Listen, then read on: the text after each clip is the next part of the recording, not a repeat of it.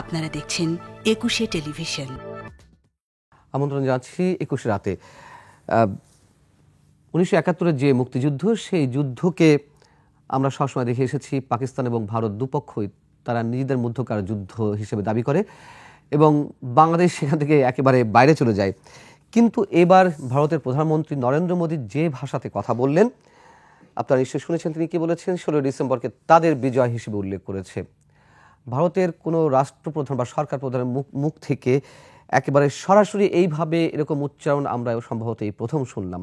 কি উদ্দেশ্যে মোদী এই ধরনের মন্তব্য করলেন, এর পিছনে অন্য কোনো রাজনীতি আছে কিনা, এই বিষয়ে আমরা কথা বলবো। এই বিষয়ে আলোচনার জন্য আমাদের একুশে স্টুডিওতে আজ উপস্থিত রয়েছেন সুপ্রিম কোর্টের সাবেক রেজিস্ট্রার জেনারেল, সাবেক জাজ ইকতিদার আহমেদ, রয়েছেন এবি পার্টির যুগ্ম সদস্য সচিব ব্যারিস্টার আসাদুজ্জামান ফুয়াদ।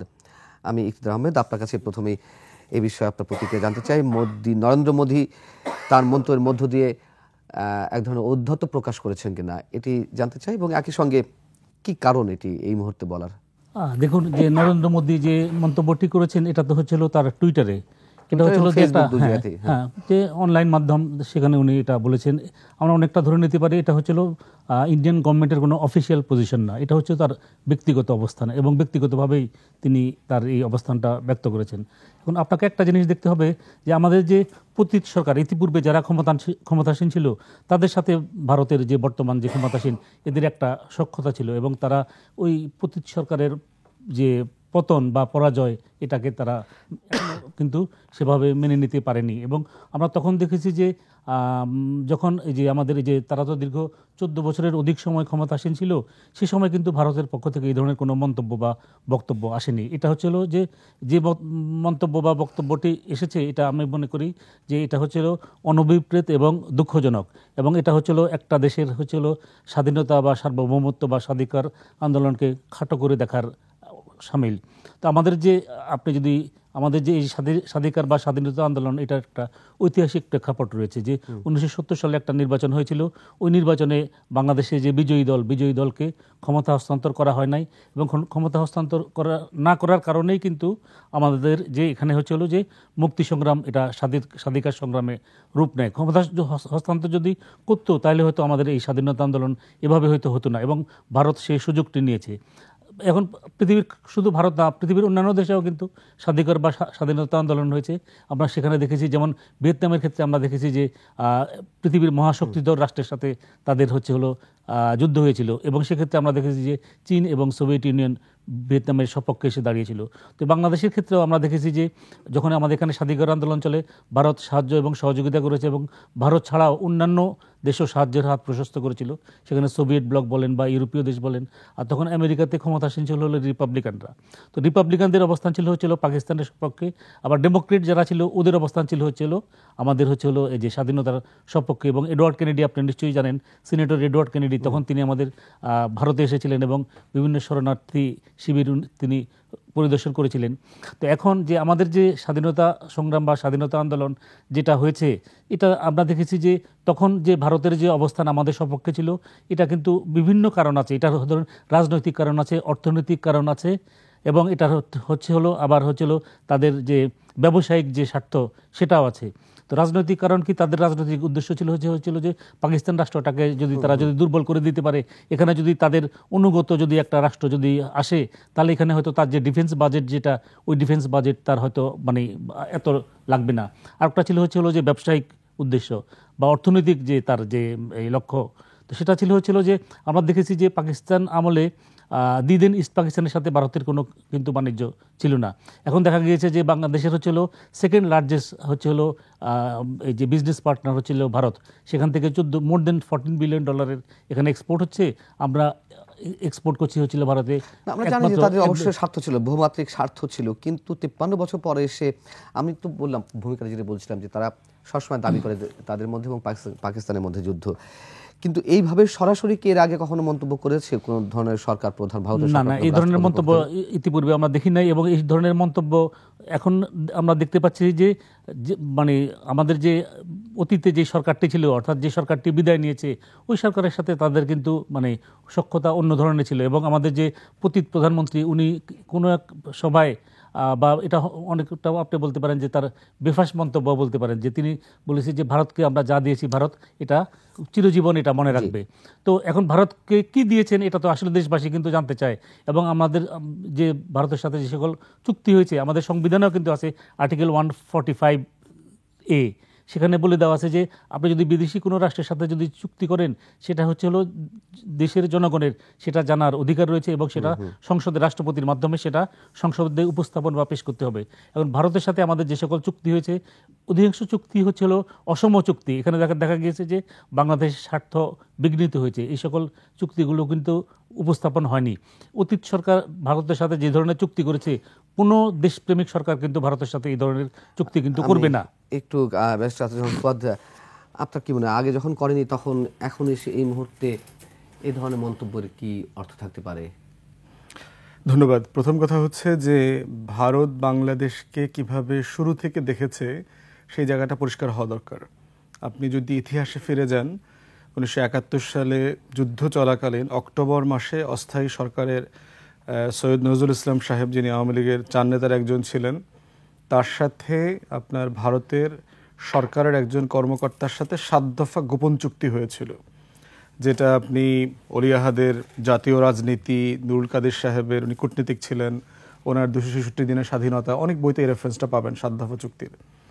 এই 7 দফা চুক্তির ভিতরে যদি 7টা দফা আপনি পড়েন, আপনার দর্শকদের জন্য আমি প্রত্যেকটা দফা একটু বলে দেই, তাহলে এই আলোচনাটার গোড়ায় হাত দেওয়াটা সুবিধা হবে আর কি।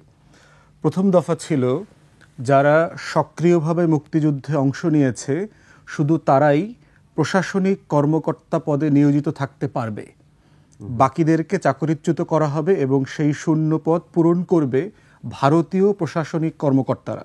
প্রথম দফা। দ্বিতীয় দফা, বাংলাদেশ স্বাধীন হবার পরে প্রয়োজনীয় সংখ্যক ভারতীয় সৈন্য বাংলাদেশে অবস্থান করবে। কতদিন অবস্থান করবে তার সময়সীমা নির্ধারণ করা হয়নি, আলোচনা সাপেক্ষে করা হবে। 1972 সালের নভেম্বর মাস থেকে আরম্ভ করে প্রতি বছর এই সম্পর্কে পুনরীক্ষণের জন্য 2 দেশের মধ্যে বৈঠক অনুষ্ঠিত হবে প্রতি নভেম্বরে। তৃতীয় দফা, বাংলাদেশের কোনো নিজস্ব সেনাবাহিনী থাকবে না। চতুর্থ দফা, অভ্যন্তরীণ আইন শৃঙ্খলা রক্ষার জন্য মুক্তিবাহিনীকে কেন্দ্র করে একটি প্যারামিলিশিয়া বাহিনী গঠন করা হবে। পঞ্চম দফা, সম্ভাব্য ভারত পাকিস্তান যুদ্ধে অধিনায়কত্ব দেবেন ভারতীয় সেনাবাহিনীর প্রধান। মুক্তিবাহিনীর সর্বাধিনায়ক নন এবং যুদ্ধকালীন সময়ে মুক্তিবাহিনী ভারতীয় বাহিনীর অধিনায়কত্বে পরিচালিত হইবেন। ষষ্ঠ দফা, 2 দেশের বাণিজ্য হবে খোলা বাজার, ওপেন মার্কেট ইকোনমি ভিত্তিক, তবে বাণিজ্যের পরিমাণ হিসাব হবে বছরওয়ারি এবং যার যা পাওনা সেটা স্টার্লিংয়ে, ব্রিটিশ পাউন্ডের কথা বলা হচ্ছে, পরিশোধে করা হবে। সপ্তম দফা, বিভিন্ন রাষ্ট্রের সঙ্গে বাংলাদেশের সম্পর্কের প্রশ্নে বাংলাদেশ পররাষ্ট্র মন্ত্রণালয় ভারতীয় পররাষ্ট্র মন্ত্রণালয়ের সাথে যোগাযোগ রক্ষা করে চলবে এবং ভারত যতদূর পারে এই ব্যাপারে বাংলাদেশকে সহায়তা দেবেন। বাংলাদেশ পক্ষে এই 7 দফায় আপনার স্বাক্ষর করেছিলেন সৈয়দ নজরুল ইসলাম, এবং কোনো কোনো বইয়ের রেফারেন্সে আসছে এইটা পড়বার পরে উনি ওখানে সেন্সলেস হয়ে পড়ে যান স্বাক্ষর করবার পরে। রেফারেন্স কোথায় পাবেন? এটা খুব আছে, এইটা আপনি এই মুজিবনগর সরকারের কূটনীতিক ছিলেন নুরুল কাদের সাহেবের 266 দিনের স্বাধীনতা এই বইতে পাবেন। এরপরে হচ্ছে আপনি অলি আহাদ জাতীয় রাজনীতিবিদ, ভাষা সৈনিক ছিলেন, তার জাতীয় রাজনীতি 1945 থেকে 75 এই বইতে পাবেন। অনেক বই আছে। সেক্টর কমান্ডার হামিদুল্লাহ খান ছিলেন 11 নম্বর সেক্টরের, ওনার বইতে পাবেন। চুক্তিটা কেন জরুরি এটা বোঝাটা, এবং এই বছরের শুরুতে আপনার 12ই মার্চ কিন্তু ঢাকা বিশ্ববিদ্যালয়ে একটা প্রোগ্রাম হয়েছিল নওয়াব আলী সেন্টারে। সেটার বিষয় ছিল হচ্ছে যে 72 সালের 12ই মার্চ যে বাংলাদেশ থেকে সৈন্য উড্র করা শুরু হয়েছিল, ভারতীয় সৈন্য, সেইটার বদান্যতা দিবস পালন করেছিল ইন্ডিয়ান হাইকমিশনার, এখানে প্রধান অতিথি ছিলেন। রমজান মাস ছিল, আপনার মনে থাকার কথা। এটা নিয়ে প্রচণ্ড রকম হু ক্রাই হয়েছে। রমজান মাসে ঢাকা বিশ্ববিদ্যালয়ে কোরআন তেলাওয়াতের প্রোগ্রাম বাতিল করে ভারতের পতাকা উত্তোলন করা হয়েছিল, এরকম অনেক বিষয় তখন আলোচনায় ছিল। মাঝখানে জানতে চাই যে এই 7 দফা যে চুক্তি করেছিল এটা তো ফর দ্য টাইম বিং, এবং আমি যেটা পড়েছি আপনার এগুলো সব ঠিক আছে। সো তাজউদ্দিন আহমেদ যেটা বলে গেছেন যে এটা কৌশল হিসেবে করা হয়েছিল, ভারত চাপিয়ে দিয়েছিল। আমাদের প্রয়োজন ছিল মুক্তিযুদ্ধে ভারতের সহযোগিতা এবং যে কোনো মূল্যে আমাদেরকে জিততে হবে, এবং তারপরে তো এর অনেক কিছুই হয়নি, তাই না? এটাই মনস্তত্ত্বটা বোঝা ভারতের। এই যে মানে ভারতের নরেন্দ্র মোদীর টুইটার আলোচনা করছেন, তো আপনাকে ভারতকে বুঝতে হবে যে ভারত কোন চোখে বাংলাদেশ রাষ্ট্রটাকে দেখে, এবং সেটার প্রথম দিন থেকে, আজকে থেকে না, 53 বছর থেকে, যুদ্ধকালীন সময় থেকে। আপনি বলছেন আপনি আমাকে সাহায্য করতে আসছেন, যিনি সাহায্য করতে যায় তিনি কি কি শর্তে সাহায্য করতে আসছে এইটা জাতি আকারে, রাষ্ট্র আকারে আমাকে বুঝতে হবে। এই 7 দফা ছিল চুক্তি। এই 7 দফার ভিত্তিতে 3রা ডিসেম্বর সে বাংলাদেশে সরাসরি অ্যাটাক করে, এবং অ্যাটাক করে বিভিন্ন জায়গাতে আপনার বোম্বিং করে, আমার এয়ারপোর্ট, আমার সেনাবাহিনীর যে তেজগাঁও এয়ারপোর্ট সব ইয়ে করে দেয়। 6 ডিসেম্বর সে রাষ্ট্র আকারে আমাকে স্বীকৃতি দেয়। তাহলে এই প্রসেসটা বোঝার জন্য 7 দফাটা টেনে নিয়ে আসলাম। এবং দেখেন যে বাংলাদেশ 16 ডিসেম্বর স্বাধীন হবার পরে আমাদের প্রত্যেকটা পুলিশ স্টেশন কিন্তু ইন্ডিয়ান সেনাবাহিনীর অধীনে চলে গেছে। আপনার ওসি কিন্তু বাংলাদেশিরা ছিলেন না, ওখানকার প্রশাসক হিসাবে আপনার সেনা কর্মকর্তা ভারতের সিপাহীরা দায়িত্ব নেয়। বাংলাদেশের কোনো কোনো জেলায় ভারত ডিসি পর্যন্ত অ্যাপয়েন্ট করে দিয়েছে, যেমন সিলেটের এক ডিসির কথা আমরা জানি, পড়েছি যে সে 3 মাস অফিস করেছে। তাহলে প্রশ্ন হচ্ছে যে টুইটের আগে আরেকটা ঘটনা দেখেন, আমাদের সেনাপ্রধানের সাথে ভারতীয় সেনাপ্রধানের একটা জুম মিটিং হয়েছে। সেই মিটিংয়ের একটা ছবি ইন্ডিয়া থেকে প্রকাশিত হয়েছে, এবং ভারতীয় সেনাপ্রধানের পিছনে ওই সোহরাওয়ার্দী উদ্যানের যে আত্মসমর্পণের ছবি, এই ছবিটা টানানো ছিল। ভারতের পার্লামেন্টেও ছিল, গত কয়েকদিন আগে খুলে নেওয়া হয়েছে। তাহলে কি বলার চেষ্টা করছে তারা? বাংলাদেশকে আমরা স্বাধীন করে দিয়েছি। 16 ডিসেম্বর আসলে আমাদের বিজয় দিবস হতে পারে কিনা, এইটা আমাদেরকে জাতি আকারে সিরিয়াস ডিসকাশন করতে হবে। কারণ আমি বোধ করি 16 ডিসেম্বরের পরে আমরা ইন্ডিয়ান কলোনিতে পরিণত হয়েছিলাম, পরিণত হয়েছি, বা ভারত যা চেয়েছে হয়তো ভারত সেইভাবে চেষ্টা করে যাচ্ছে। কিন্তু 16 ডিসেম্বর ভারতের সহযোগিতা ছিল, ভারতের সম্ভবত 2900 বা 2700 সৈন্য নিহত হয়েছে, 1600 আমাদের ভুল না হয়ে থাকে। আচ্ছা, যাও, কিন্তু আমাদের 30 লাখ মানুষ তো শহীদ হয়েছেন, আমাদের লাখ লাখ মুক্তিযোদ্ধা তো অংশগ্রহণ করেছেন, এবং আমরা যখন বিজয়ের একেবারে চূড়ান্ত মুহূর্তে, প্রায় চূড়ান্ত মুহূর্তে, হয়তো ভারত শেষমেশ সহযোগিতা না করলে তাদের মিত্রবাহিনীর নামে যে সৈন্যরা সহযোগিতা করেছিল, হয়তো আরো একটু দীর্ঘায়িত হতে পারতো আমাদের স্বাধীনতা, কিন্তু আমরা স্বাধীনতা তো অর্জন করতাম। এটাই তো আমাদের আলোচ্য বিষয় ছিল, যে আপনার তখন প্রবাসী সরকার কোথায় গঠিত হবে, এটা নিয়ে তো একটা তর্ক ছিল। মাওলানা ভাসানী কিন্তু চান নাই কলকাতায় আমাদের প্রবাসী সরকার গঠিত হোক, উনি চাচ্ছিলেন আপনার লন্ডনে আমাদের প্রবাসী সরকার হবে।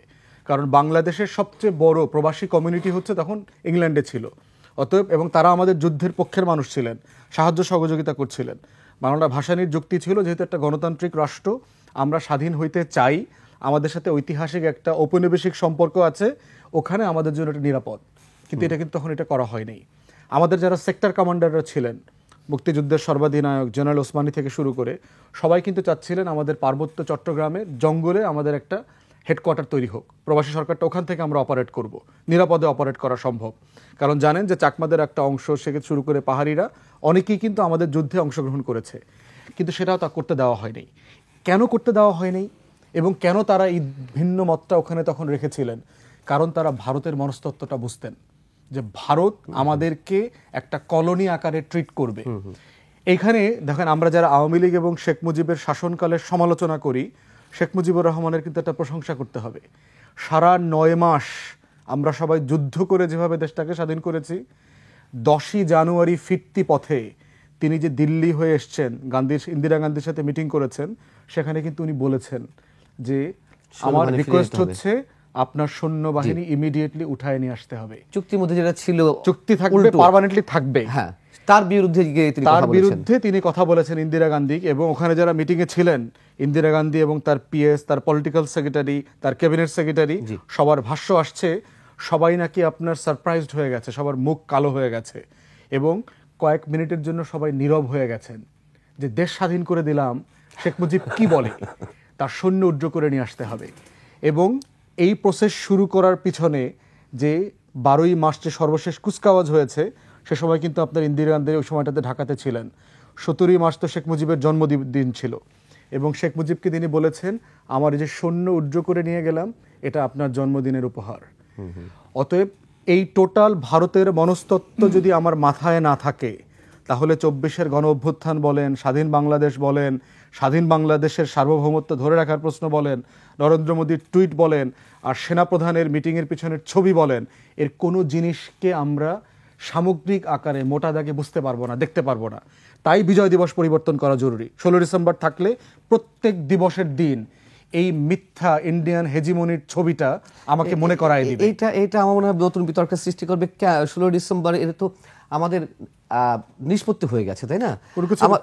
আপনি রাষ্ট্র আমার স্বাধীনতার স্বার্থে পৃথিবীতে বহু রাষ্ট্র দিবসটা কবে হওয়া উচিত এটা আমরা আলোচনা করব, রেফারেন্ডাম হবে, প্রয়োজনে তর্ক হবে, আলোচনাটা হোক, তৈরি হোক। কিন্তু চূড়ান্ত বিজয় তো অর্জিত হয়েছিল 16 ডিসেম্বর হয়নি তো। এবং যে 16 ডিসেম্বর হয়নি, পাকিস্তানি বাহিনী তো আত্মসমর্পণ করেছিল, কিন্তু আমরা তো ইন্ডিয়ান কলোনিতে পরিণত হয়েছে। সেটাই আছে, সেটা অন্য বিষয়। এখন ইন্ডিয়ার সাথে আমাদের মানে অ্যারেঞ্জমেন্টটা কি হবে, আমাদের সম্পর্কটা কি হবে, সেটা নিয়ে নতুন আলোচনা চলতে পারে। 16 ডিসেম্বর আমাদের যে অস্তিত্ব পরিচয়টি আমরা নতুন করে পেলাম, সেটি আমরা কিভাবে চেঞ্জ করব? দেখেন, টোটাল অ্যাডমিনিস্ট্রেশন তো বাংলাদেশের দায়িত্ব পেয়েছে কবে? কোনো স্কলার বলেছেন যে 22 ডিসেম্বর তাজউদ্দিন আহমেদের কাছে অফিসিয়ালি বাংলাদেশ রাষ্ট্রের ক্ষমতা হস্তান্তর করা হয়েছে। তাহলে 22 ডিসেম্বর হবে? আমি বোধ করি যেদিন ভারতের সৈন্যরা বাংলাদেশ ছেড়ে চলে গেছে, সর্বশেষ সোলজার এবং গাড়িটা চলে গেছে, সেই দিনটা আমার বিজয় দিবস হইতে হবে। কারণ ওই দিনই আমি দুইটা দেশের কাছ থেকে একসাথে স্বাধীন হয়েছি।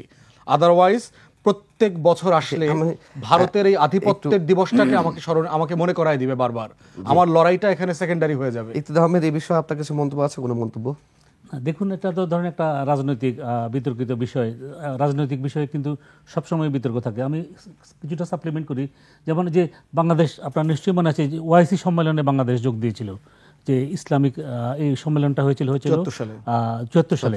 আর তো ওআইসি সম্মেলনে যোগদান, এটা সম্মেলনটা হয়েছিল পাকিস্তানের ইসলামাবাদে, করাচিতে।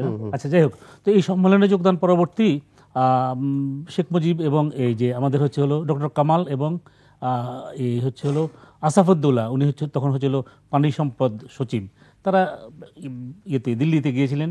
সেখানে ইন্দিরা গান্ধীর সামনে এই শরণ সিং, ইন্ডিয়ার যে পররাষ্ট্রমন্ত্রী, তিনি প্রশ্ন তুললেন যে শেখ সাহেবকে বললেন যে আপনি কেন গেলেন, এই ওআইসি সম্মেলনে গেলেন? তো তখন উনি ইন্দিরা গান্ধীর সামনে উনি বললেন যে don't teach me politics, I represent a country where 90% people are Muslim, I know where to go and where not to go. তো এরপরে আর যে ইন্দিরা গান্ধীও নিশ্চুপ হয়ে গেছে, উনিও কিন্তু আর কোনো কথা বলেন না। এই যে শেখ মুজিব বা শেখ সাহেব যে এরকমভাবে কথা বলতে পারলেন, তো বাংলাদেশে আর কজন নেতা আছে বা অতীতে এই ধরনের কজন নেতা ছিল যে এভাবে তাদের সাথে কথা বলতে পারবে? তো ইন্ডিয়া তো সবসময় ওরা চেয়েছিল যে আমরা মানে অর্থাৎ বাংলাদেশ যেন তার একটা হচ্ছিল যে অঙ্গরাজ্য বা তার একটা আশ্রিত রাজ্য, সিকিমের মতো রাজ্য যেন হয়। সেটা কিন্তু তার সবসময় এই ধরনেরই কিন্তু তার ছিল। এবং এই কারণেই আমরা দেখলাম যে বাংলাদেশের স্বাধীনতা পরবর্তী আমরা দেখলাম যে সৌদি আরব এবং চায়না বাংলাদেশকে স্বীকৃতি দেয়নি, এবং যুক্তরাষ্ট্রও কিন্তু আমরা প্রথম যখন আমাদের যে এখানে যে আওয়ামী লীগ যখন নির্বাচনে জিতলো এবং যুক্তরাষ্ট্র তখন এখানে ফারল্যান্ড, উনি ইন্দোনেশিয়াতে যুক্তরাষ্ট্রের রাষ্ট্রদূত ছিলেন, তিনি কিন্তু ঢাকায় এসেছিলেন এবং তিনি কিন্তু চাপ প্রয়োগ করেছিলেন যে যেন শেখ মুজিব যেন স্বাধীনতা ঘোষণা না করে। এবং যুক্তরাষ্ট্রের কথা কিন্তু উনি শুনেছেন, উনি স্বাধীনতা ঘোষণা করেননি এবং এর বিনিময়ে উনি তার নিরাপত্তা চেয়েছিলেন। এবং তখন এই ফারল্যান্ড কিন্তু বলছিল যে উই এনশিওর ইউর সিকিউরিটি, এবং আমরা দেখেছি যে তার নিরাপত্তা এবং তার পরিবারের নিরাপত্তা দেওয়া হয়েছিল এবং ওনাকে সেফ প্যাসেজ দেওয়া হয়েছিল। উনি পাকিস্তানে চলে গিয়েছিলেন এবং পাকিস্তানে যতদিন ছিলেন উনি কিন্তু অক্ষত অবস্থায় ছিলেন সেখানে, এবং তারা কিন্তু একজন মানে যে রাজবন্দীকে যে ধরনের সুযোগ সুবিধা দেওয়া হয় সকল ধরনের সুযোগ সুবিধা কিন্তু তাকে দিয়েছে। এবং তার পরিবার যে ঢাকায় ছিল, পরিবারকেও কিন্তু তারা মাসিক ভাতা 1500 বা মতান্তরে 1800 টাকা করে মাসিক পাকিস্তান সরকারের ভাতা কিন্তু তার পরিবার কিন্তু এনজয় করতো। তো এখন এটা কিন্তু যুক্তরাষ্ট্রের মধ্যস্থতায় হয়েছে। এখন চীন এবং সৌদি আরব মনে করলো যে এরা বাংলাদেশ যে স্বাধীন হলো এটা কিন্তু প্রকৃত স্বাধীন না, এখানে হচ্ছিল ইন্ডিয়ান ডোমিনেশন আছে, ইন্ডিয়ান সাবজুগেশন আছে। এবং ওই কারণেই আমরা দেখলাম যে শেখ মুজিবের মৃত্যু পরবর্তী চীন এবং সৌদি আরব বাংলাদেশকে স্বীকৃতি দিল। তো এটা তো ধরেন আন্তর্জাতিকভাবে স্বীকৃত যে সোভিয়েত ইউনিয়ন এবং এই দৃশ্যপট কখন চেঞ্জ হলো, যখন ভারত তো এককভাবে যে ভারত যে কৃতিত্ব নেওয়ার চেষ্টা করতেছে, এটা কিন্তু ভারতের তো একক কৃতিত্ব না।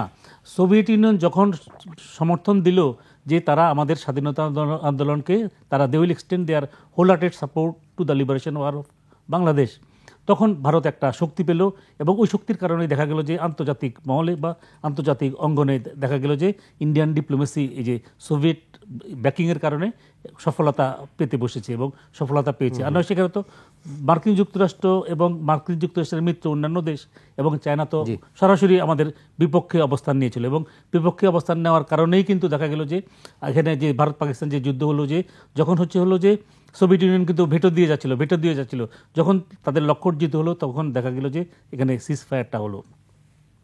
তো এখানে ভারতের একক কৃতিত্ব নেওয়ার কোনো সুযোগ নাই। এটা হলো যে একটা আন্তর্জাতিক রাজনীতি এবং আন্তর্জাতিক রাজনীতির বিশ্লেষণ যদি আপনি করেন তাহলে এটা হচ্ছিল ঐতিহাসিক সত্য বা ঐতিহাসিক বাস্তবতা যে এখানে একটা নির্বাচন হয়েছিল, নির্বাচনে একটা দল সংখ্যাগরিষ্ঠ আসনে বিজয়ী হয়েছিল এবং এটা বাংলাদেশকে এই ধরনের এটাকে বলে হোমোজেনিটি, পৃথিবীর অন্য একটা এক জাতি এবং এক দেশ। এখন আমাদের ক্ষুদ্র দৃষ্টি হয়তো অল্প সামান্য থাকতে পারে, পাকিস্তান তো এক জাতি এক দেশ না, ভারত তো এক জাতি এক দেশ না। তো এখন বাংলাদেশ হলো এক জাতি এক দেশ এবং আপনাকে চলে যেতে হবে যে এই যে বাংলাদেশ যে স্বাধীন হলো আপনাকে কিন্তু অতীতে ফিরে যেতে হবে। আপনি যদি একটা কথা আছে যে জাতি তার অতীত ইতিহাস জানে না তার পক্ষে কিন্তু সুন্দর ভবিষ্যৎ বিনির্মাণ সম্ভব না। তা আমরা দেখি যে এদেশের যে মুসলিম জনগোষ্ঠী এরা অবহেলিত ছিল এবং নিগৃহীত ছিল এবং ওই কারণেই কিন্তু 1905 সালে এখানে তখন যে মুসলিম লীগ ছিল এই যে মুসলিম লীগের দাবির প্রেক্ষিতেই কিন্তু এই যে বঙ্গভঙ্গটা হলো মুসলমানদের স্বার্থ সংরক্ষণের জন্য বা স্বার্থ রক্ষার জন্য। এখন বঙ্গভঙ্গ পরবর্তী আমরা দেখলাম যে বছর বঙ্গভঙ্গ হলো 1905 সালে রবীন্দ্রনাথ তখন ক্ষোভে দুঃখে অপমানে অভিমানে উনি একটা গান লিখলেন যে আমার সোনার বাংলা আমি তোমায় ভালোবাসি। এখন রবীন্দ্রনাথের এখানে কি স্বার্থ ছিল? তার অর্থনৈতিক স্বার্থ ছিল, তার জমিদারি ছিল রাজশাহীতে আর তার জমিদারি ছিল পাবনা এবং কুষ্টিয়া এই এলাকাতে। এখন উনি দেখছে যে এই যে বাংলা যদি বিভাগ হয়ে যায় তাহলে তার জমিদারিটা চলে যাচ্ছে অন্য আর একটা রাজ্যে, সেজন্য তিনি এটার বিরোধিতা করলেন। তারপর আমরা দেখলাম যে রবীন্দ্রনাথের নেতৃত্বে আন্দোলন হলো এবং আন্দোলনের কারণে বঙ্গভঙ্গ রদ হলো। রদ পরবর্তী আমরা দেখলাম যে ঢাকা বিশ্ববিদ্যালয় সেটারে তারা এই যে বিরোধিতা করলো। এখন সবচেয়ে আশ্চর্য হচ্ছিল যে তারা যে বঙ্গভঙ্গের বিরুদ্ধে অবস্থান নিল 1905 সালে এবং তাদের কারণে বঙ্গভঙ্গ রদ হলো। 1947 সালে এসে দেখি যে তাদের অবস্থান সম্পূর্ণ বিপরীত এবং তারা তখন বলল যে will not accept partition of India unless Bengal and Punjab this two provinces are partition. এবং তাদের কারণেই কিন্তু দেখা গেল যে এই বাংলা বিভক্তি হলো এবং এই যে পাঞ্জাব বিভক্তি হলো। এখন তখন যদি ধরেন দিদেন ইস্ট পাকিস্তান যদি পাকিস্তানের অন্তর্ভুক্ত না হয় তখন যদি এটা স্বাধীন দেশ যদি হতো তাহলে এটার অবস্থা কী ধরনের হতো? এই যে এই হায়দ্রাবাদের মতো অবস্থা হতো। আপনার নিশ্চয়ই মনে আছে যে ব্রিটিশরা প্রিন্সলি স্টেট বলে, প্রিন্সলি স্টেটগুলোকে ওরা বলেছিল যে তোমরা পাকিস্তানের সাথেও যেতে পারো, বাংলাদেশের সাথে এই যে ইন্ডিয়ার সাথেও যেতে পারো অথবা স্বাধীন থাকতে পারো। তো হায়দ্রাবাদের নিজাম বললো যে আমি স্বাধীন থাকবো। 1948-এ Hyderabad was occupied by the Indian army এবং এই অকুপেশনের পরে নেহেরু পার্লামেন্টে একটা স্পিচ দিয়ে বললো যে our forces have defeated the forces of Nawab, we have established our full control over Hyderabad, very soon East Pakistan will come with us. তাহলে এটা তাদের পরিকল্পনা, অর্থাৎ তারা কিন্তু এই বাংলাদেশ যে স্বাধীন রাষ্ট্র হিসাবে আত্মপ্রকাশ করুক এটা কিন্তু কোনোদিনও তারা চায়নি। আমরা ভারতের মনস্তাত্ত্বিক অবস্থাতে সম্পর্কে জানি কম বেশি, আপনারাও বলছেন, ব্যারিস্টার ফুয়াদ বলেন, কিন্তু এই ঔদ্ধত্য কি তারা দেখাতেই থাকবে? ক্রমশ তো বাড়ছে ভারতের ঔদ্ধত্য, তাই না? আমরা দেখছি আবার নানান জায়গা থেকে নানান ধরনের উস্কানি বলে বক্তব্য আসছে। আমি সেই বিষয়ে আসবো একটা ছোট্ট বিরতি পরে। দর্শক ফিরছে খুশি গীত।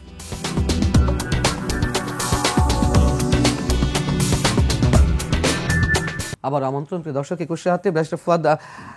শুধু নরেন্দ্র মোদী নয়, কংগ্রেস নেত্রী সোনিয়া গান্ধীও পার্লামেন্টে প্রায় একই ধরনের বক্তব্য দিয়েছেন। তিনি বলছেন যে ইন্দিরা গান্ধীর নেতৃত্বে 71-এর যুদ্ধ সংঘটিত হয়েছে এবং বিজয় সংঘটিত হয়েছে। আমার কথা হচ্ছে যে ইকতাদ আহমেদ বলছিলেন যে 16 বছর তারা এই ভাষায় কথা বলেনি, এখন বলছেন। যদি তাই হয়ে থাকে তাহলে উদ্দেশ্যটা তাদের কি? তারা কি করতে চাইছে? তারা বাংলাদেশে কোন দৃষ্টি দেখে? একটা অঙ্গরাজ্য মনে করে সিকিম মতো দখল করে চায়, এগুলো তো আমরা মোটামুটি তাদের মনস্তত্ত্বটা বুঝতে পারি, কিন্তু এখন তারা কি করতে চাইছে? একটা বিষয় হচ্ছে যে 16 বছর তাকে তো বলবার প্রয়োজন হয় নাই, কারণ তার পছন্দের মানুষ, পছন্দের রাজনৈতিক দল, তার লেসপেন্সাররাই তো এখানে ক্ষমতায় ছিল এবং জোর করেছিল, অতএব তার প্রয়োজন হয় নাই। কিন্তু সাডেনলি তার 50-60 বছরের বিনিয়োগ একটা গণ অভ্যুত্থানে সাডেনলি লসে পরিণত হয়েছে, তার পুঁজিপাটটা লাভ লোকসান সব হারায় গেছে। তো সে তো সার্টেনলি যথেষ্ট ডিপ্রেসড, হতাশ হয়ে গেছে। সে তো এখন আপনার দিক মানে কিং কর্তব্য বিমূঢ় হয়ে গেছে আর কি, সে জানে না আসলে কি বলতে হবে, কি করতে হবে। ইকতেদার ভাই বলছিলেন যে এটা নরেন্দ্র মোদীর ব্যক্তিগত হ্যান্ডেল থেকে দিয়েছেন। প্রশ্ন হচ্ছে যে একটা প্রাইম মিনিস্টারের তো একটা ব্যক্তিগত পার্সোনাল ওপিনিয়ন থাকবার সুযোগ নাই, হেড অফ স্টেট। এবং সেটা হচ্ছে যে তার এবং তার বিজেপির যে রাজনীতি, হিন্দুত্ববাদী রাজনীতি যেটা, সেটা দেখেন আপনি সংসদ ভবন যেটা সে বানিয়েছে, সেই সংসদ ভবনে কিন্তু সে একটা অখণ্ড ভারতের ম্যাপ বসিয়েছে। আপনি চিন্তা করে দেখেন, যদি আমি কখনো মনে মনে আমরা চিন্তা করি বাংলাদেশিরা যে আমরা আরাকানটা দখল করে নেব এক সময়, বাঙালি জনগোষ্ঠী এখানে একই ভাষার মানুষ, আমরা এই আসাম টাসাম সেভেন সিস্টার্স দখল করে একটা সুবাহ বাংলা বানাবো, সিরাজউদ্দৌলার বাংলাদেশ বানাবো, এইটা কি আমি পাবলিকলি কখনো বাংলাদেশ রাষ্ট্র বলবে? এটা কি একটা পাবলিক স্টেটমেন্ট দেওয়ার মতো বিষয়? তাহলে একটা হচ্ছে সে কত স্টুপিড এবং সে কত arrogant at the same time. এখন সে স্টুপিড নিজে নাকি আমাদের কি স্টুপিড বানাচ্ছে? অন্য কোনো খেলা আছে কিনা এর মধ্যে? না, খেলা হচ্ছে কাউকে উত্তেজিত করা, কাউকে আবার নতুন কোনো কিছুতে উৎসাহিত করা, অন্য কোনো খেলা আছে কিনা? খেলা তো চলমান আর কি, যেটা ধরেন আপনার আমরা গত 4 মাস ধরে যে সকল স্যাবোটাজ দেখতে পাচ্ছি সেগুলো আছে। কিন্তু প্রশ্ন হচ্ছে যে ওই চাণক্যপুরীতে বসে কৌটিল্যের লেখা কয়েকশো বছরের পুরাতন কিতাবাদি পড়ে যারা ডিপ্লোম্যাট হচ্ছেন, তারা যদি মনে করে থাকেন 2024 সালের এই গ্লোবাল রিয়েলিটিতে আপনারা বাংলাদেশ হ্যান্ডেল করতে পারবেন, আপনারা তো ফেল করছেন। আপনাদের লেখাপড়া, আপনাদের গবেষণা, আপনাদের চাণক্যপুরীতে বসে কৌটিল্যের পড়ালেখা করা সব তো ফেল করছে। 77 বছরের ইন্ডিয়ান ডিপ্লোম্যাটিক হিস্ট্রিতে তার কোনো কূটনীতিক সফলতা নাই, একমাত্র 71-এ পাকিস্তান ভাঙা ছাড়া। সেটাও এই যেটা সে অ্যাচিভ করেছিল 71-এ, সেটাও গণ অভ্যুত্থানের মধ্য দিয়ে চলে গেছে। এর বাইরে যেটা মৌলিক প্রশ্ন, বাংলাদেশিদের অবদানটা কোথায়? আমার লড়াইয়ের গল্পটা কোথায়? আমার লড়াইটা আসলেই দেখবেন যে ওই দেশ সেই দেশ, ইকতেদার ভাই আমেরিকার কথা বলেছেন, পরাশক্তিদের কথা বলেছেন, ভারত পাকিস্তানের আলোচনাটা আসে, আমার লড়াইটা কোথায়? আমার মানুষ যারা হাজার হাজার যুদ্ধ করেছেন, শহীদ হয়েছেন, সমস্যাটা হয়েছে আমার লড়াইটাতে বিজয়ী জাতি হিসাবে কোনোদিন আমি এটাকে রেকর্ড করতে চাই নাই। আমি সবসময় এটাকে নিয়ে ব্যবসা করতে চাইছি। দেখেন 71 সালের পরবর্তীতে কতজন মানুষ মারা গেছে, একটা কমিশন কিন্তু হয়েছিল সরকারের, তারা 30,000 না 32,000-এর একটা তালিকা দিয়েছিল। হ্যাঁ, 12,000 কয়েকটা রিপোর্ট আসছে, এক জায়গাতে আমি পড়েছি 30,000 32,000-এর, আরেক জায়গাতে আসছে 12,000 একটা তালিকা। কিন্তু সরকার বলছে যে শেখ মুজিব তো অলরেডি বক্তব্যে 3 মিলিয়ন বলে ফেলছে, 30 লাখের কথা বলে ফেলছে, ওইটাই থাক। ওইটা কিন্তু কোনো বেসিস ছিল না। সিরাজুর রহমান সাহেব ছিলেন বিবিসি বাংলার ডাইরেক্টর, তিনি শেখ মুজিবুর রহমানের সাথে লন্ডনে দেখা হওয়ার পরে উনি বলেছিলেন যে আমি 0.3 মিলিয়ন বলেছি। এখন 0.3 মিলিয়নকে সে হয়তো ধারণা করেছে যে এটা 3 লাখের বাংলা হইল 3 মিলিয়ন, তিনি পয়েন্ট সব বাদ দিয়ে ওইটাকে 3 মিলিয়ন বলে ফেলছেন। তো উনি 3 লাখের কথা এস্টিমেটেড বলেছিলেন। আসলে কতজন মানুষ মারা গেছে? আমরা 30 লাখের গল্প বলি, আপনার কাছে 30,000-এর সংখ্যাও তো নাই, তালিকা নাই। নাই বিধায় কিন্তু কত মানুষ মরে গেছে এগুলোকে আপনি যেটা বলছেন যে 12,000, আপনি মানে যারা বলছে 12,000 বা 30,000, সেগুলো কি গ্রহণযোগ্য? না, প্রস্তুত নাই কেন? আমার রাষ্ট্রের লজ্জার ব্যাপার না? অবশ্যই লজ্জার, অবশ্যই আমার একটা স্মৃতিসৌধ নাই কেন যেখানে আমার প্রত্যেকের শহীদের নাম থাকবে? এটা নাই কেন? অবশ্যই সেটা আমাদের কি বলবো, আমাদের ব্যর্থতা, চরম ব্যর্থতা। যেটা আপনার নাই সেটা অন্য রাষ্ট্র কিভাবে মেনে নেবে যে আপনার কয়জন শহীদ হয়েছে? কিন্তু যারা 30,000 বা 12,000 বলছেন, এই রেফারেন্স বা আমরা কেন দেব? অবিশ্বাস্য। এখন কেউ যদি বলে 500 মানুষ মারা গেছে, আমি সেটা বলবো যে 71 500 মানুষ মারা গেছে। কেন বলছি এটা রেফারেন্স কোথায় দেখেন, শহীদ পরিবার হিসাবে বাংলাদেশে এখন মুক্তিযোদ্ধা কাউন্সিল থেকে ভাতা নিচ্ছে, সরকারের যে মন্ত্রণালয় আছে ভাতা নিচ্ছে 11,000 সামথিং। তাহলে আপনার যদি 30 লক্ষ মানুষ শহীদ হয়ে থাকে, আপনার ভাতার পরিমাণ মুক্তিযুদ্ধ এখন মানে যারা জীবিত মুক্তিযুদ্ধ বা এই ধরনের 71-এ শহীদ হয়েছেন, শহীদ পরিবারের ভাতা, শহীদ পরিবারের ভাতা 71 সালে শহীদ হয়েছেন, শহীদ পরিবার ভাতা নেয় 11,000 সামথিং পরিবার। তাহলে আমার 30 লক্ষটা কোথায়? আমার 30 লক্ষ মানুষ যে 71-এ মারা গেছে, এক তো হচ্ছে আমার নাম নাই, আমি জানি না, আমার কোনো স্মৃতিসৌধ নাই, আমার কোনো নাম ফলক নাই। আপনি দেখেন দুনিয়াতে, দেখেন এই যে ওয়ার্ল্ড ট্রেড সেন্টারে 2001 সালে একটা ঘটনা ঘটলো না, প্রায় 3,000 লোক মারা গেল। আপনি অনলাইনে গেলেও দেখবেন ওদের মেমোরিয়ালে ওই 2,900 সামথিং লোকের নাম দেয়া আছে। ভিয়েতনাম যুদ্ধে প্রায় 60,000 সৈন্য মারা গেছে, ভিয়েতনাম মেমোরিয়ালের সামনে যান, ওখানে 60,000 সোলজারের নাম খোদাই করে লেখা আছে। আপনি একটা বিজয়ী জাতি, আপনার শহীদদের তালিকাটা খোদাই করা নাই কেন স্মৃতিসৌধে? এটা তো লজ্জার ব্যাপার আমার জাতি হিসেবে। রাজাকারদের সংখ্যা ছিল আরো কম, সেটাই তো পূর্ণাঙ্গ সেটাও তো হয়নি। নাই। সেটাই তো লাখ লাখ শহীদের নাম কিভাবে আসবে? এক্স্যাক্টলি। তাহলে প্রশ্ন এটা তো আমাদের জন্য লজ্জার। লজ্জায়। তাহলে যে জিনিসটা আপনার নাই, সেই যে জিনিসটার সম্মানটা আপনি তৈরি করতে পারছেন না, অন্য দেশ আপনাকে সম্মান কেন দেবে? সে তো আপনাকে নিয়ে খেলবেই। যৌক্তিক কথা। তো আমার কথা হচ্ছে যে এখনো সময় আছে, আপনি এখনো মুক্তিযোদ্ধারা বেঁচে আছেন, আপনি মুক্তিযোদ্ধা খুন যেমন হয়েছে, শহীদ হয়েছেন, বিহারি গণহত্যাও কিন্তু হয়েছে বাংলাদেশে। হাজার হাজার বিহারি পল্লী পর পল্লী আপনার জ্বালায় পড়ায় ছারখার করে দেওয়া হয়েছে। এই মানুষগুলোও কিন্তু ওই দেশের নাগরিক ছিল, নিরপরাধ মানুষ। হাজার হাজার বিহারি নারীকে ধর্ষণ করা হয়েছে, সেটাও তালিকা করতে হবে। আপনার ভিকটিম তো ভিকটিম, তার তো রক্তের দাম সমান। আমাদের কোনো কিছুই করি নাই, শুধু ব্যবসা করেছি, চেতনা বিক্রি করেছি। অতএব মুক্তিযুদ্ধের বিতর্কটাকে যদি আপনি বিজয়ী জাতির আকারে হাজির করতে চান, এই সংখ্যার রাজনীতি, চেতনার রাজনীতি, ব্যবসা করা মুক্তিযুদ্ধকে নিয়ে, এগুলো বাদ দিতে হবে। বাদ দিয়ে একটা সলিড ফাউন্ডেশন তৈরি করতে হবে। আমার লড়াইয়ের গল্প, বিজয়ী জাতির লড়াইয়ের গল্প, এইটা না করা পর্যন্ত যেটা হবে, জনগণ আপনার এই লড়াইটাকে ওন করবে না। ইয়াংদেরকে প্রশ্ন করেন, 21শে ফেব্রুয়ারি, 16ই ডিসেম্বর, 26শে মার্চ, কোনো দিবসের কোনো পার্থক্য সে জানে না। প্রত্যেকটাই জানে যে একটাতে শেখ মুজিবের জন্ম, একটাতে শেখ মুজিবের মৃত্যু, একটাতে শেখ হাসিনার মৃত্যু, একটা শেখ হাসিনার জন্ম, একটাতে শেখ হাসিনা ফেরত আসছে। এসব উত্তর আপনাকে দেবে এবং আপনি আশ্চর্য হবেন, এটা হলো বিজয়ী জাতির তরুণ প্রজন্মের অবস্থা। এই দায়িত্ব আমাদের সবার, সব সবার, রাজনৈতিক দলের, রাষ্ট্রের দায়, যারা রাষ্ট্র শাসন কিন্তু করেছেন। ব্যবসাটা গত 16 বছর হয়েছে, এটা সত্য কথা, কিন্তু একটা নির্মোহ ইতিহাস আমরা তৈরি করতে পারিনি, কালেক্টিভ, সেটা সব রাজনৈতিক দলের। সবার 53 বছরের দায়। জি, আমি একটু সরকারের পক্ষ থেকে কি ধরনের প্রতিবাদটা জানানো উচিত?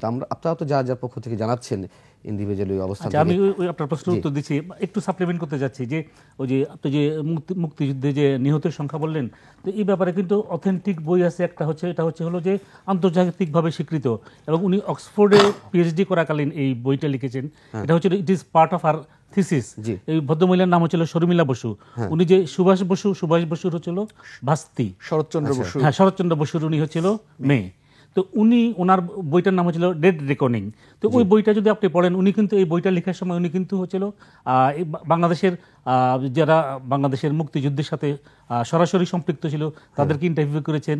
ভারতের যারা ছিল, যে এই যে জেনারেল অরোরা থেকে শুরু করে মানেকশা, সবাই ইন্টারভিউ করেছেন। এবং পাকিস্তানের যারা এখানে ছিল, যে আমাদের হচ্ছিল A.K. নিয়াজি, তারপরে হচ্ছিল এই রাও ফরমান আলী, তারপরে হলো যে আপনার যে খাদিম রাজা, এবং সকলের উনি ইন্টারভিউ করেছেন। তো এই বইটা যদি আপনি পড়েন, আমি এখানে ওই বইতে সংখ্যার কথা আপনাকে বলছি না, এই বইটা কিন্তু এতদিন কিন্তু ব্যান ছিল বাংলাদেশে। এই বইটা এই যে এই আওয়ামী লীগের শাসন আমলে এই বইটা ওরা মানে এটার বাজারজাতকরণ এবং বিক্রি, সংখ্যা নিয়ে তো বিতর্ক রয়েছে। না, যাই হোক। এখন আমি যদি একটা ইনফরমেশন দিই, যেমন বাল্টিমোর সান 71-এর 14 মে পর্যন্ত বলছে যে নিহতের সংখ্যা 0.5 মিলিয়ন। আমি যদি বলি ওয়াশিংটন ডেইলি নিউজ, তারা 30শে জুন 71 তারা নিউজ করলে ওই পর্যন্ত নিহতের সংখ্যা 0.2 মিলিয়ন আমার কাছে আছে। আচ্ছা, যাই হোক না, এখন ওই পর্যন্ত জুন জুলাই পর্যন্ত কেউ বলছে 2 লাখ, কেউ বলছে 5 লাখ, কেউ বলছে 3 লাখ, জুন জুলাই পর্যন্ত। সেখানে ডিসেম্বর পর্যন্ত কত যেতে পারে আমি ধরছি না, যে 30 লাখ যা হয়েছে বলেছি সেটাই সঠিক। এখন ব্যাপার হচ্ছে যে আপনাকে যে অথেন্টিক হতে হবে, অনুমান নির্ভরযোগ্য না হয়। এখনো কিন্তু সময় আছে। যেমন শর্মিলা বসু একটা বই লিখেছে এবং উনি ওনার বইতে উনি প্রতিষ্ঠা করার চেষ্টা করেছেন যে কত লোক নিহত হতে পারে।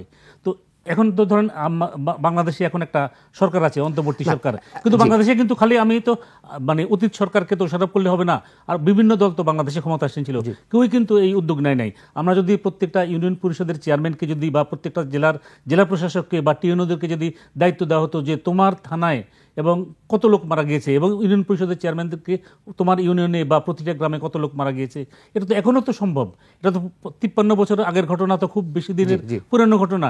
এখনো কিন্তু এটা নির্ণয় করা সম্ভব, কিন্তু এটা হয়তো যে কোনো রাজনৈতিক উদ্দেশ্যের কারণে আমরা হয়তো এটা নির্ণয় বা নিরূপণ করছি না। যে আমাদের যে ফুয়াদ সাহেব যে কথাটা বললেন, এটা যে সেনাবাহিনীর কত লোক মারা গিয়েছে, পুলিশের কত লোক মারা গিয়েছে, প্রশাসনের কত লোক মারা গিয়েছে, ঢাকা বিশ্ববিদ্যালয়ের অধ্যাপক কতজন মারা গিয়েছে, ছাত্র কতজন মারা গিয়েছে। আমরা সেই বিতর্কে না গিয়ে আমরা মূল বিষয়টা হারিয়ে যাচ্ছি, ভারত প্রসঙ্গ। ভারত যে মনস্তত্ত্ব কথা আপনারা বলছেন, ব্যারিস্টার ফুয়াদ এবং আপনি বলেন, এবং কম বেশি তো আমরা মোটামুটি যারা একটু খোঁজ খবর রাখি সবাই জানি, ভারতের এই অধ্যক্ষের জায়গা থেকে বর্তমান সরকারের কতটা প্রতিবাদ করা উচিত? না, বর্তমান সরকারের প্রতিবাদ করা উচিত মানে হচ্ছিল, আমাদের তো ধরো একটা স্বাধীন এবং সার্বভৌম রাষ্ট্র, পার্শ্ববর্তী কোনো রাষ্ট্রের যদি এমন কোনো বিবৃতি যেটা হচ্ছে হলো যে আমাদের স্বাধীনতা বা সার্বভৌমত্বকে বা আমাদের যে মুক্তিযুদ্ধের যে চেতনাকে যদি উপর যদি আঘাত আনে, তাহলে হচ্ছিল আমি মনে করি যে আমাদের সরকারের এটার বিপক্ষে অবস্থান নেওয়া উচিত এবং আমাদের দেশের আপামর মানুষের কিন্তু এটার প্রতি সমর্থন থাকবে এবং আমাদের পররাষ্ট্র মন্ত্রণালয় বলেন বা সরকার বলেন বা সরকার একটা বৈঠক ডেকেও কিন্তু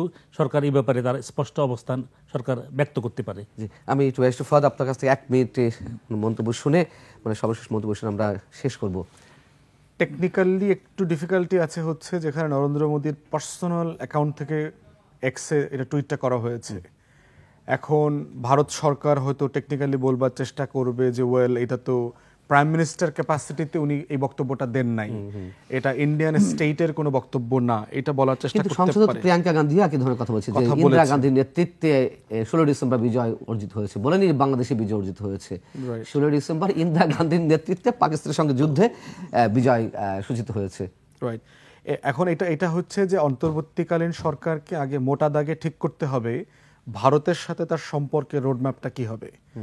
ভারতের সাথে তার রোডম্যাপের যদি ডিসকোর্সটা তৈরি হয়, সেখানে আপনি ফিট ইন করতে পারবেন যে এরকম ছোট ছোট মাইক্রো ঘটনাগুলোকে আপনি কিভাবে অ্যাড্রেস করবেন।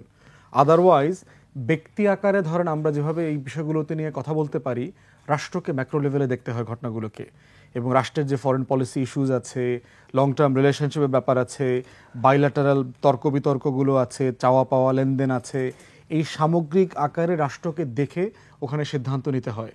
আমরা রাজনৈতিক কর্মী এবং নাগরিক আকারে যে তর্কটা তুলতে পারি, রাষ্ট্র সেরকম প্রত্যেকটা তর্কে এঙ্গেজ হইতে পারে না।